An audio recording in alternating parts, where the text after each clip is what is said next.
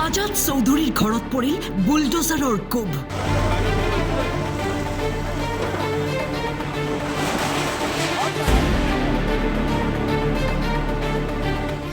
30 মিনিটৰ ভিতৰত ঘৰ খালী কৰাৰ নিৰ্দেশ।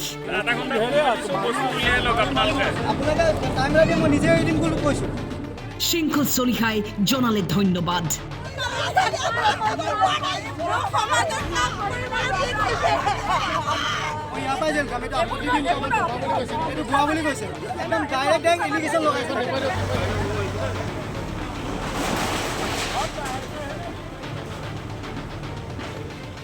বিতৰ্কিত আজাদ চৌধুৰীৰ সম্পত্তি ভাঙি পেলোৱা হ'ল।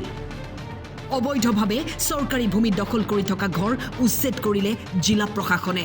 আমি এটা গভৰ্ণমেণ্টৰ অৰ্ডাৰ কাম এটা কৰিব আহিছোঁ, কোনো ধৰণৰ যাতে আপোনালোকে বাধা নিদিয়ে আৰু কোনো যাতে কোনো ধৰণৰ ল' এণ্ড অৰ্ডাৰ চিটুৱেশ্যন ক্ৰিয়েট নকৰে। মই চবকে অনুৰোধ জনালোঁ, এটা ঘণ্টা বস্তু উলিয়াই লওক আপোনালোকে। বীৰ লাচিত সেনাৰ তীব্ৰ প্ৰতিবাদৰ পিছতেই প্ৰশাসনৰ হাতোৰা। চৰকাৰী ভূমি অবৈধভাৱে দখল কৰি আজাদ চৌধুৰীয়ে ব্যৱসায় কৰি যোৱা বুলি অভিযোগ তুলিছিল বীৰ লাচিত বাহিনীয়ে। আপোনালোকে টাইম লাগে, মই নিজে এৰি দিম বুলি কৈছোঁ, কিন্তু এনেকৈ অপমান কৰি পেলাই জোৰ বস্তু ভাঙি নিদিব। কিন্তু একদম চিধা চিধি কথা। শৃংখল চলিহাৰ লগত মোৰ যিটো হৈছিলে বিতৰ্ক, তাৰপিছৰ পৰা তেওঁলোকে মই যিখিনি হ'ল সামাজিক মাধ্যমত আপোনালোকে দেখিছে। এতিয়া মোৰ 18 চনতে লিজত দিছিলে, লিজৰ কাগজ মোৰ সম্পূৰ্ণ আছে, টেক্স দি আছোঁ, খাজানা দি আছোঁ। মোক এখন নটিচ নাই, যদি মোক অন্ততঃ এখন নটিচ দিয়ে 7 দিনৰ, মই তেতিয়া নিজে এৰি দিম। মোক এনেকৈ ডাইৰেক্ট আহি পেলাই ভাঙি দিব, তেনেকৈতো পাৰিব জানো কওকচোন? উপায় নাই নহয়, প্ৰশাসনে জোৰ বস্তু ভাঙি দিয়াতকৈ মই খালী কৰি দিম, মোৰতো মানহানি হ'ব নহয়। মই লিগেলি আছোঁ, মই চব দখল কৰি থকা হ'লে মোৰ ওচৰত একো কাগজ নাথাকিলে হয়। যোৰহাটৰ কবৰস্থান ৰোডত উত্তপ্ত পৰিস্থিতি।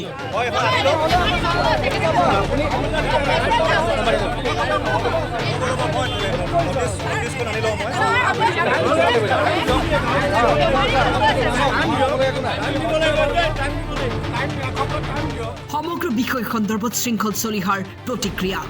এই জয় যোৰহাটৰ খিলঞ্জীয়া মানুহৰ জয়, যোৰহাটবাসীৰ স্বাভিমানৰ জয়, সাংস্কৃতিক নগৰীৰ স্বাভিমানী জনতাৰ, স্বাভিমানী খিলঞ্জীয়া মানুহৰ জয়। আৰু এই যাত্ৰা অব্যাহত থাকিব বীৰ লাচিত সেনা অসমৰ। আৰু লগতে মই বীৰ লাচিত সেনাৰ প্ৰত্যেক সৈনিকক, কেন্দ্ৰীয় নেতৃত্বক, মুখ্য সচিব, আমাৰ সভাপতি মহোদয় হৰ কুমাৰ গগৈ, মই সকলোকে ধন্যবাদ জ্ঞাপন কৰিছোঁ। উৎপল দত্ত ডাঙৰীয়া, সকলোকে ধন্যবাদ জ্ঞাপন কৰিছোঁ। জয়টো স্বাভিমানী জনতাৰ জয়, খিলঞ্জীয়া স্বাভিমানী জনতাৰ জয়। আৰু বীৰ লাচিত সেনা সদায় খিলঞ্জীয়াৰ পক্ষত, খিলঞ্জীয়া হিন্দু মুছলমানৰ ঊৰ্ধত গৈ আমি খিলঞ্জীয়াৰ পক্ষত আছোঁ আৰু সদায় খিলঞ্জীয়া মানুহৰ হকে আমি মাত মাতি যাম। একো নাই, মেছেজ নাই, কোনোবা বাংলাদেশী এটাৰ লগতনো কি মেছেজ কৰিম, কোনো ধৰণৰ মন্তব্য নিদিওঁ তেওঁৰ ওপৰত। সংগ্ৰাম সদায় এইদৰে থাকিব। বাংলাদেশী মুক্ত অসম হ'ব লাগে, আমি সেইটোৱে বিচাৰোঁ সদায়। আৰু খিলঞ্জীয়া দপদপনি থকা এখন অসম হ'ব লাগে।